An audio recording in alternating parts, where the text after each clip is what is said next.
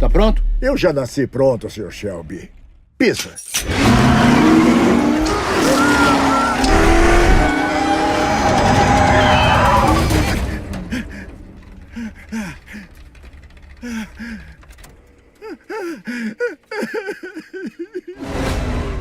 O automobilismo na década de 60 teve incontáveis momentos épicos e o que aconteceu nas 24 horas de Le Mans de 1966, sem dúvida nenhuma, pertence ao panteão dos grandes acontecimentos, dos grandes capítulos da história do esporte a motor. E tudo isso vai ser revivido a partir da próxima quinta-feira, dia 14 de novembro, quando estreia em todo o Brasil o filme Ford vs Ferrari, estrelando Matt Damon como Carroll Shelby, Christian Bale como o britânico Ken Miles e Remo Gironi como Enzo Ferrari. Essa é uma história bem complexa, cheia de personagens, cheia de desafios técnicos e também superlativa, com momentos de extrema frustração e humilhação e extrema glória. Por tudo isso, esse vídeo vai cumprir duas missões. Primeiro, para quem não assistiu o filme ainda, entrar no universo de Ford vs Ferrari já ambientado, conhecendo um pouquinho melhor os personagens e a história que leva ao grande duelo de Le Mans de 66. E para quem já assistiu o filme, vai servir muito bem aí para você conhecer um pouco mais de detalhes da história. E não se preocupe, a gente vai dar todo o pano de fundo que conduz até os grandes momentos do filme, que são as provas de Le Mans 65 e 66, mas a gente não vai dar nenhum spoiler desses momentos.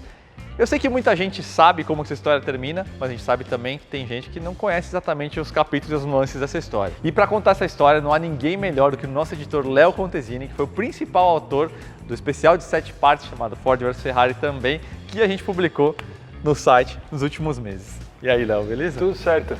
Caras, é o seguinte, esse especial de 7 partes originalmente era fechado somente para assinantes, mas graças a esse convite da Fox, a gente disponibilizou para todos os leitores. E para você acessar o índice com todas essas matérias que são super recheadas, super completas, é só você clicar aí no canto superior direito da tela, nesse link que acabou de aparecer. E como o Juliano acabou de falar, essa é uma história muito interessante, muito rica em detalhes, mas ela também é muito complexa, tem muitos personagens, muitas reviravoltas. Então, se você quiser conhecer ela por completo, se aprofundar mesmo nessa história, acesse o nosso especial, que a gente conta desde como essa rixa começou até o que acontece muito depois da história contada no filme. Vamos nessa? Como muita gente sabe, essa guerra entre a Ford e a Ferrari foi uma consequência de uma proposta, uma negociação mal sucedida de aquisição da Ferrari por parte da Ford e que não terminou muito bem, e a gente vai detalhar isso daqui a pouquinho. Mas, Léo, na verdade, isso aí é o ponto alto de um probleminha que a Ford já tinha faz um tempo, né? Isso começou nos anos 50, os Estados Unidos tinham acabado de ganhar a guerra, eles estavam com muita grana no mercado.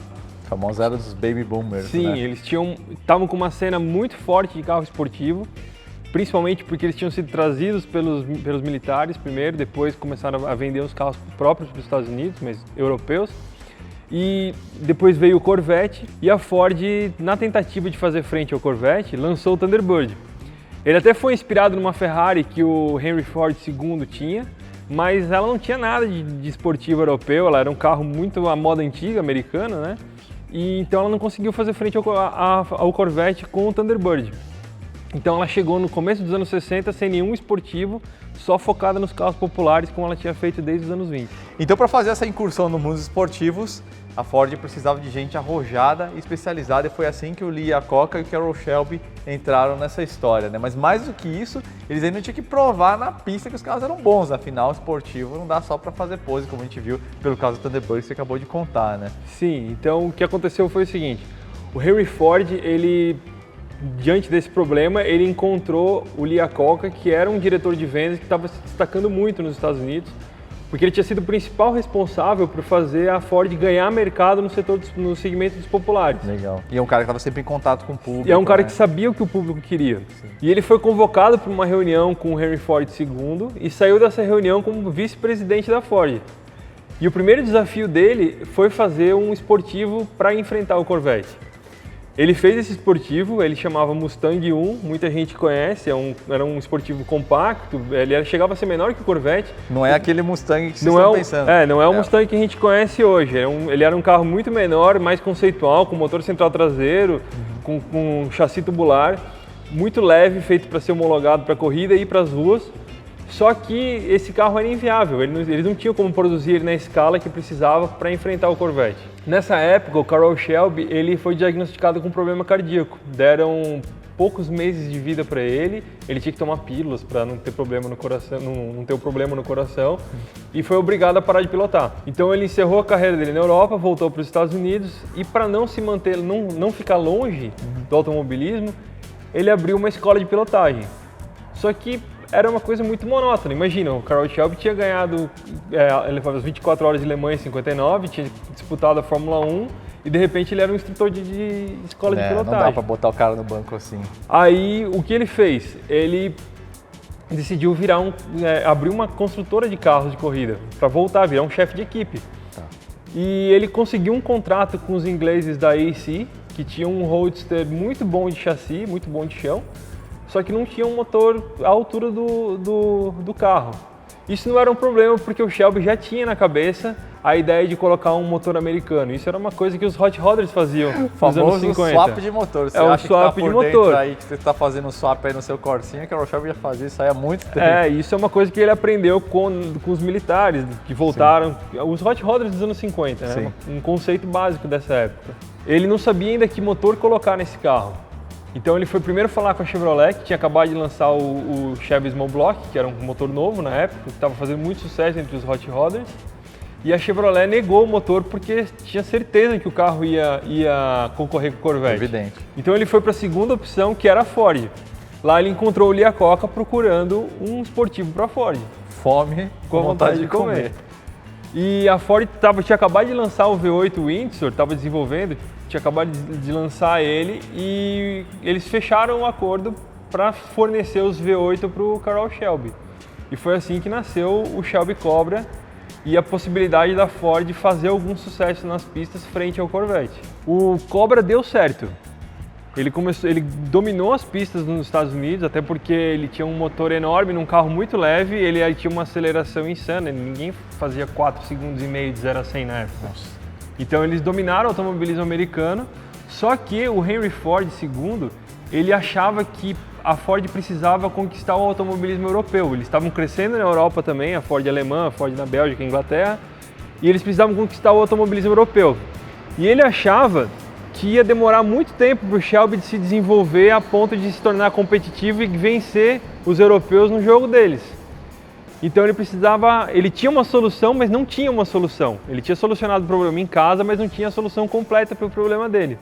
Então foi nesse bolo aí, entre o nascimento do Corvette, o nascimento do Cobra, que foi uma resposta ao interesse da Ford no automobilismo europeu, é que fomentou-se então o interesse da Ford na Ferrari. Na verdade, eles queriam um atalho para o sucesso, né? Sim. Eles eram a segunda maior fabricante do mundo, uma das maiores corporações do mundo. Sim. E precisavam de uma solução. Para eles não importava se o problema ia ser resolvido comprando um carro ou fazendo um carro. Então o Lee Iacocca sugeriu o Henry Ford comprar a Ferrari. Por que você não tenta comprar a Ferrari? E foi o que ele fez. Num golpe de sorte do Henry Ford II, o Enzo Ferrari estava passando por uma situação um pouco difícil. Ele tinha acabado de perder o único filho dele, ele tinha um problema congênito e morreu jovem, morreu com 20 e poucos anos. Ele já estava com 65 anos, a Ferrari nunca tinha sido uma fábrica muito lucrativa e ele precisava encontrar uma forma de fazer a Ferrari sobreviver a ele. E essa forma surgiu como um convite a proposta de negociação da Ford para comprar a Ferrari. De novo a fome com a vontade de comer. De novo a fome com a vontade de comer. Está acontecendo muito nessa história. Uhum. Por causa de tudo isso, o Enzo estava muito receptivo à proposta. Ele até tinha aceitado batizar os carros de rua como Ford Ferrari e os carros de corrida como Ferrari Ford. Impensável. Que é uma coisa impensável hoje. Depois de 20 dias de negociação, eles finalmente marcaram de se encontrar na Itália, na sede da Ferrari, para firmar o contrato de compra pela Ford. Então estava, na verdade, tudo indo muito bem, né? Ford interessada, Ferrari interessada, mas como a gente sabe, no fim das contas, essa história terminou, deu vinagre em tudo e foi de uma maneira bem dramática. Foi bem... Que raios, que katsu que aconteceu. Foi bem bizarro, porque a Ford foi com uma delegação de 14 pessoas, 14 executivos para a Itália, enquanto a Ferrari tinha só o Enzo Ferrari e o secretário pessoal dele. Nossa, muito representativo muito, isso, né? A grande corporação americana e o garagista italiano. O artesão, um garagista italiano. A Ford levou um contrato pronto e apresentou para o Enzo Ferrari. E o Enzo Ferrari leu o contrato e a expressão dele já mudou. Ele não externou nada, mas ele sublinhou com raiva, com força, furando o papel, atravessando o papel, os pontos que ele não tinha gostado do contrato. E que raios que e ele não tinha devolveu para a Ford. O contrato exigia que ele pedisse autorização da Ford para praticamente tudo. Porque qualquer gasto que ele tivesse acima de 450 milhões de liras italianas, ele teria que pedir autorização. Parece muito dinheiro, mas é equivalente a 2 milhões de dólares em valores atuais. Nossa. Então ele não seria no queijo dele, né? ele não seria realmente o dono da Ferrari, ele não continuaria, ele seria só um diretor técnico que ia operar para os caras, para os engravatados da Ford. E lembrando que a Ferrari, o Enzo sempre viu a Ferrari como uma equipe de corridas que faz carros, né? Não exatamente. Então era literalmente meter a... E quem que esses caras eram para dizer para ele como comandar a equipe dele? Então ele ficou puto, levantou, chamou o secretário, falou que ia comer um lanche e largou os caras lá e não voltou mais. Só voltou quando os caras já tinham ido embora. Só a elite dos executivos da Ford. Só esperando. uma das maiores corporações do mundo. E aí todo mundo voltou ali com a mão na frente e outra atrás pro Henry Ford, que deve ter amado isso. Não, ele se sentiu completamente humilhado e, para piorar a história, a Shelby tinha corrido em Le Mans naquele ano e não tinha tido um bom desempenho. Eles perderam para várias Ferraris e então o Henry Ford estava duplamente humilhado. Então ele jurou que não precisava daquele italiano grosso e ia construir um próprio carro e ganhar dele no jogo dele. E foi assim que começou o Ford versus Ferrari. E o Henry Ford, ele não queria uma vitória simples, uma corrida só, ele queria humilhar a Ferrari e para isso ele foi direto no topo da cadeia alimentar, que era a nova categoria dos protótipos, que era a principal categoria de Le Mans a partir daquele ano. Sr. Ford, Ferrari tem um recado para o senhor. O que ele disse? Ele disse que a Ford faz carrinhos feios em fábricas feias. E ele chamou o senhor de gordo. Nós vamos acabar com a Ferrari em Le Mans. O projeto do GT40 era então a arma da vingança da Ford contra a Ferrari. Agora tem um detalhe nisso tudo aí, né? Se fazer um carro esporte como o Cobra ou como o Corvette mesmo, né, da rival Chevrolet, já era algo bastante complexo, entrar num jogo novo, fazer um protótipo, estrutura tubular, era algo numa escala que nem eles sabiam qual era o tamanho do buraco, né? E no topo disso aí, eles tinham muita experiência com isso, zero. Nada, eles nunca tinham feito nenhum protótipo, eles mal tinham feito esportivo de rua, eles nem tinham conseguido fazer esportivo de rua e já iam fazer o tipo de esportivo mais avançado de todos. Complexo possível.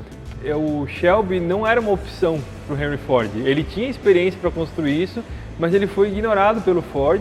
Olha. E em vez disso, a Ford foi procurar outros parceiros. Eles foram na Lotus, que já tinha alguma parceria com a Ford na Europa e na Indy. Só que o Colin Chapman, que era o chefe da Lotus, ele não queria ser subordinado à Ford, ele não queria que o nome dele fosse coadjuvante, ele queria que a Lotus fosse a estrela do negócio. E além disso, ele está muito ocupado com todos os programas, sim, né? Além ele já tinha Fórmula 1, Fórmula 2, ele tinha turismo na Europa, ele tinha Indy, então para negar de um jeito polido para o Henry Ford, ele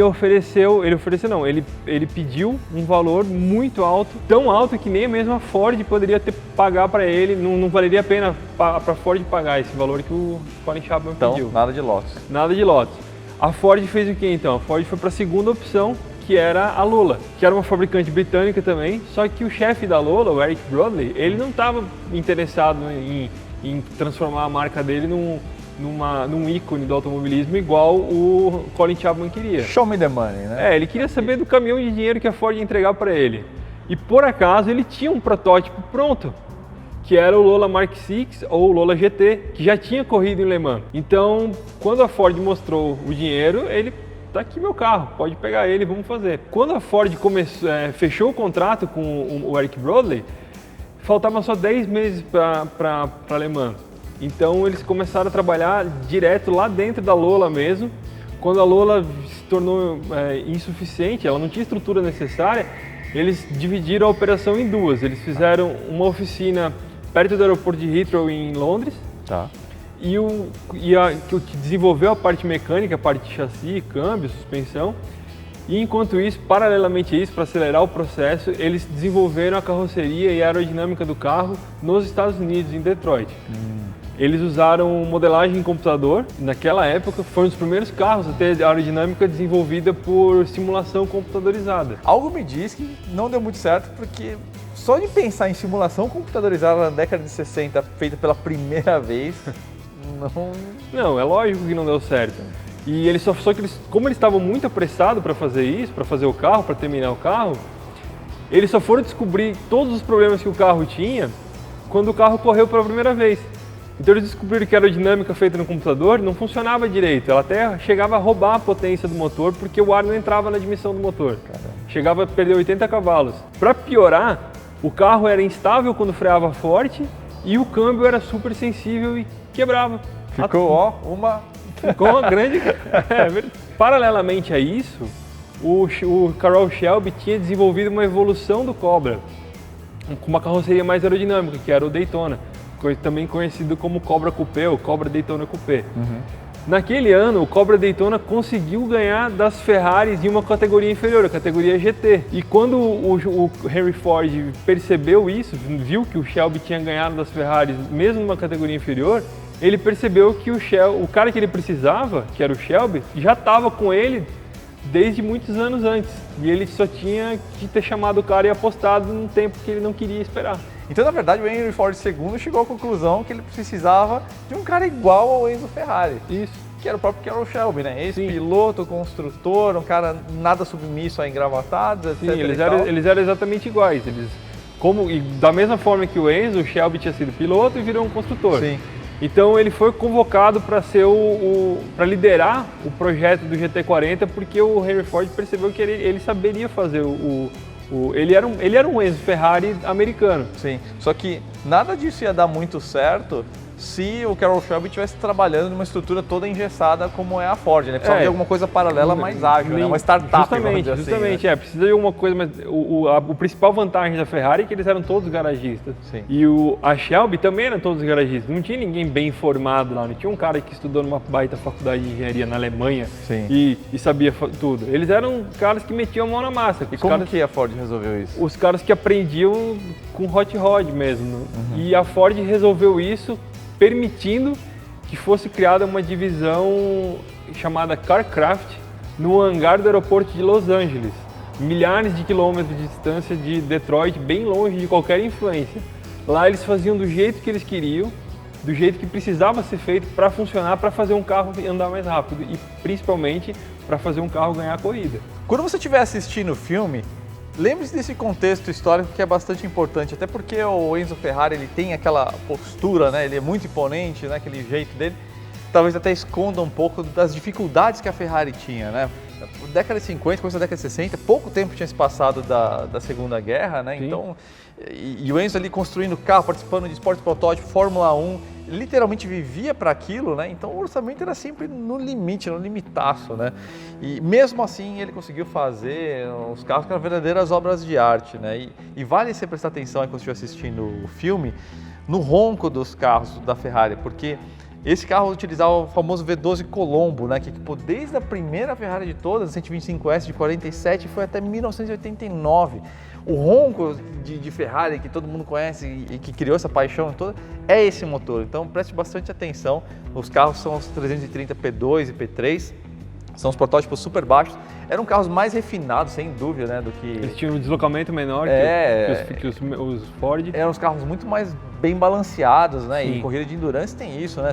Não é só acelerar, né? O carro tem que frear, não pode gastar muito freio, não pode gastar muito pneu, tem que durar, tem que terminar a corrida. Então, o Enzo ele conseguiu fazer essa obra de arte mesmo com um orçamento limitado. Então tenha isso em mente também, porque na prática era o seguinte, a Ford eram os Golias, né, na parte de finanças, gigantes, né? E eram menos do que Davi nesse mundo de construção de carros, esporte protótipo e não sei o que, né? Automobilismo em geral. E a Ferrari, desculpa, era exatamente o contrário, né? Eles eram meio Davis ali na parte das finanças, sem grana, sempre no limite, mas no automobilismo os caras eram Golias.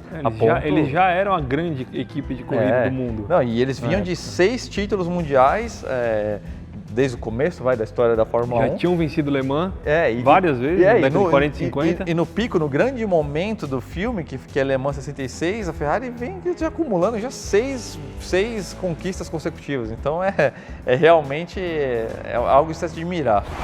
E É isso, pessoal. A Ferrari vence as 24 horas de Le Mans pelo 5º ano consecutivo.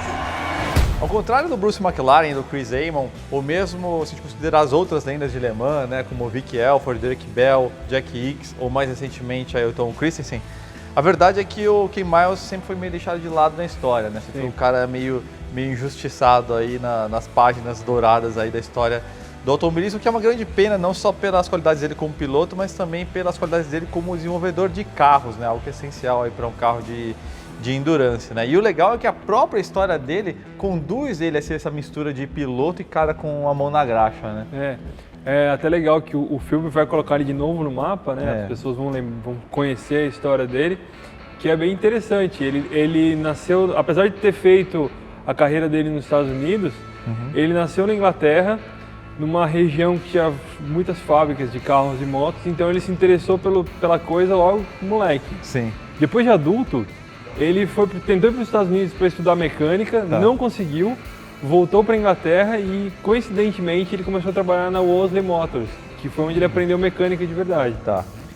Dali ele começou a competir com moto, que era mais acessível, era mais barato para ele. Ele era um cara de classe média baixa, um operário no fim das contas. Sim. Das motos, ele foi para a Fórmula 3, que começou a fazer muito sucesso na Inglaterra naquela época. A gente está falando depois da guerra, final dos anos 40.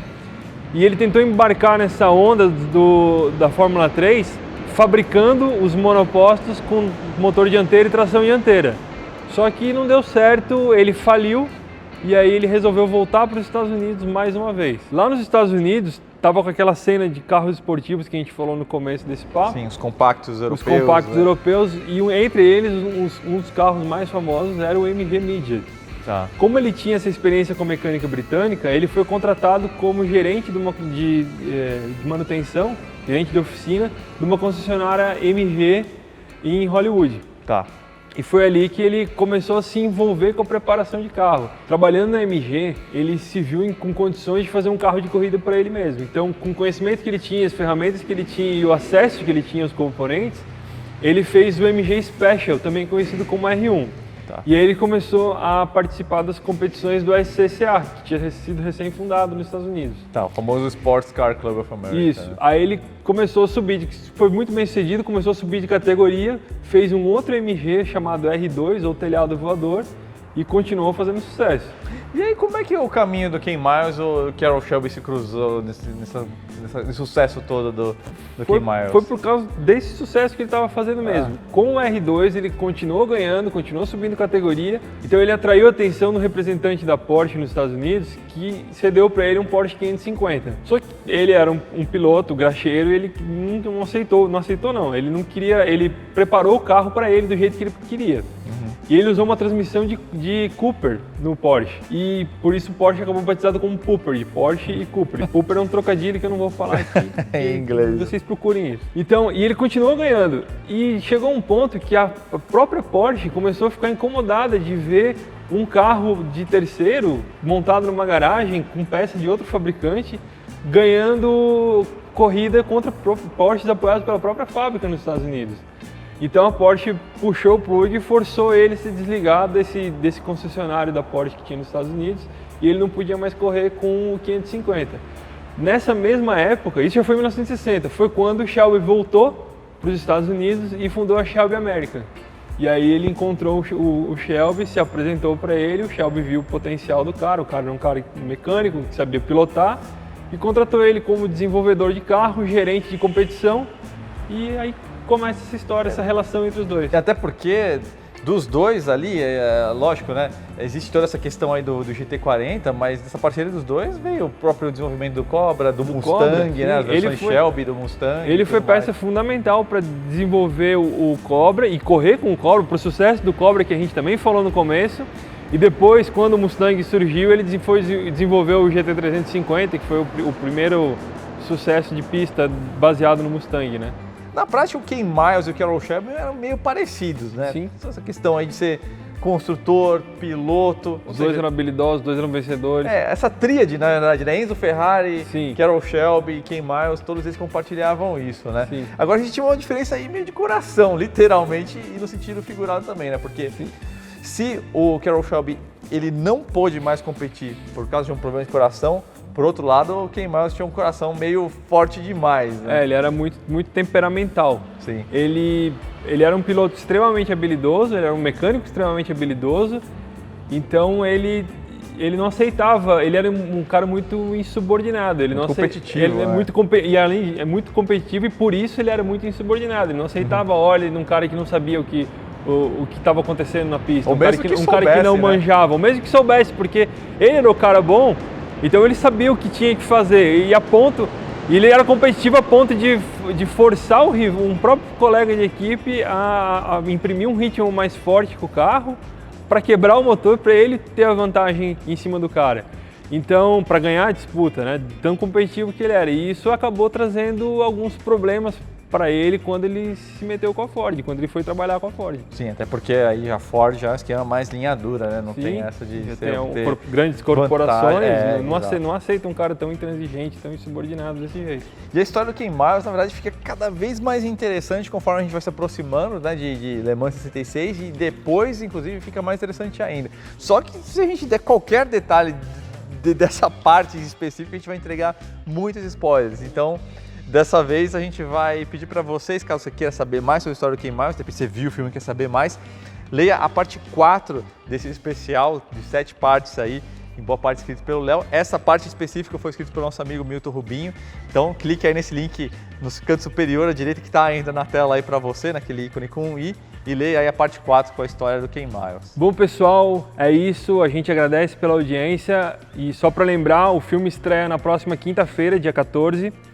E além de todos esses dados históricos que a gente conversou aqui agora, vocês também vão fazer uma viagem no tempo para o automobilismo raiz dos anos 60. E para a gente encerrar o vídeo, o Juliano vai falar um pouco de como era esse ambiente, esse automobilismo dessa época. Caras, é simplesmente uma era épica. A gente sempre fala de automobilismo, obviamente você vai falar em adrenalina, mas é overflow, como se diz, né? Porque só se a gente pensar, para não falar de muita coisa, porque tinha Fórmula 1 e várias outras categorias, vamos focar só nos esportes protótipos da década de 60 em Le Mans. A gente tinha a configuração mais veloz e a mais conhecida de Le Mans, com aquela reta Unão Dieres, né, que muita gente chama de Mulsanne, que é a curva que fica lá no fim. Os americanos chamam de Mulsanne. Exatamente, 5,8 km, 5,8 km de pé cravado. Isso é a extensão de um autódromo inteiro, é como se fosse um pouco mais do que o autódromo de Interlagos, só que em linha reta, você sem tirar o pé. Carros como o Ford GT40, a Ferrari 330 P2, P3, chegam a 350 km por hora. No início dos anos 60. Faça chuva, faça sol, de noite, aqueles faróis medievais, a superfície da estrada, inclusive, era um pouco mais curvada. Eram carros pré-aerodinâmica, então não tinha aerofólio, não tinha nada, os carros navegavam, não tinha efeito solo, não tinha nada. Nada. E mais do que isso, é a questão dos roncos, né? Cada carro tinha um ronco orgânico muito específico. Configurações diferentes de motor. Configurações diferentes de motor, e aliás, o que a gente tem aí é o maior duelo de motores, além de toda essa questão desse duelo da Ford e Ferrari. A gente tem então o V8 Windsor, um motor que fez muita fama aí com o Shelby Cobra, com o Mustang GT350, até no programa de Trans-Am, né? Velocidade de turismo em circuitos aí nos Estados Unidos.